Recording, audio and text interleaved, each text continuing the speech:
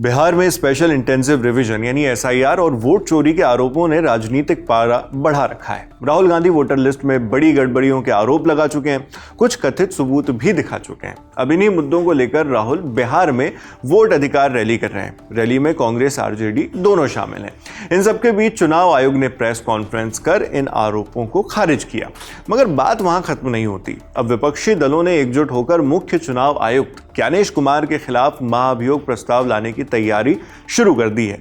जिस पद के खिलाफ यानी सीईसी चीफ इलेक्शन कमिश्नर के पद के खिलाफ अपोजिशन महाभियोग लाने की तैयारी कर रहा है, क्या वो वाकई मुमकिन है? यानी इस पद के खिलाफ क्या सचमुच महाभियोग प्रस्ताव लाया जा सकता है? अगर हाँ, तो उसकी प्रोसेस क्या होगी और असल में ये महाभियोग प्रस्ताव होता क्या है?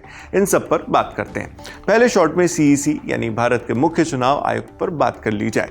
ये भारतीय चुनाव आयोग के प्रमुख अधिकारी होते हैं और भारत में राष्ट्र और राज्य के चुनाव करवाने के जिम्मेदार होते हैं। मुख्य चुनाव आयुक्त की नियुक्ति भारत के राष्ट्रपति करते हैं। इसके लिए राष्ट्रपति को 3 लोगों की समिति सलाह देती है।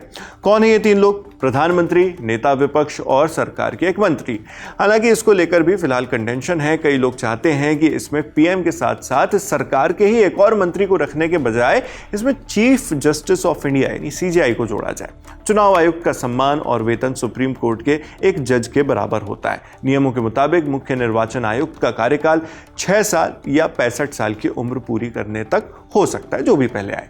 चीफ इलेक्शन कमिश्नर को पद से हटाने से संबंधित प्रावधान कॉन्स्टिट्यूशन के आर्टिकल 324(5) में दिए गए हैं। संविधान के अनुच्छेद 324(5) में कहा गया है कि मुख्य चुनाव आयुक्त को पद से उसी आधार पर हटाया जा सकता है जिस तरह एक सुप्रीम कोर्ट जज को पद से हटाया जाता है। इस हिसाब से केवल 2 आधार हैं। पहला, उनके खिलाफ दुर्व्यवहार साबित हो यानी पद का दुरुपयोग करते पाए गए हों, और दूसरा, अपनी जिम्मेदारियों को निभाने में अक्षम या नाकाबिल पाए जाएं।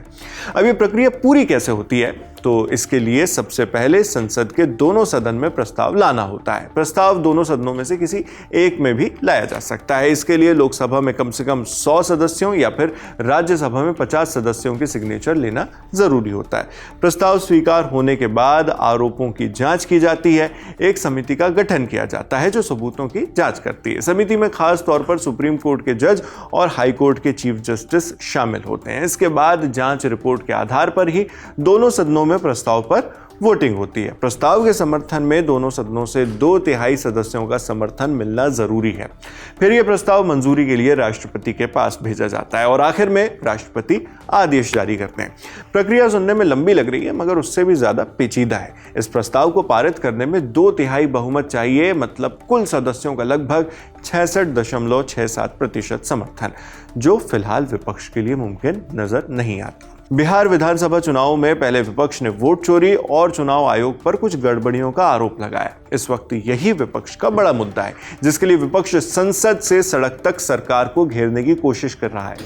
इसी घेराव में अब सीईसी के खिलाफ इम्पीचमेंट मोशन लाने की सुगबुगाहट भी तेज हो गई है।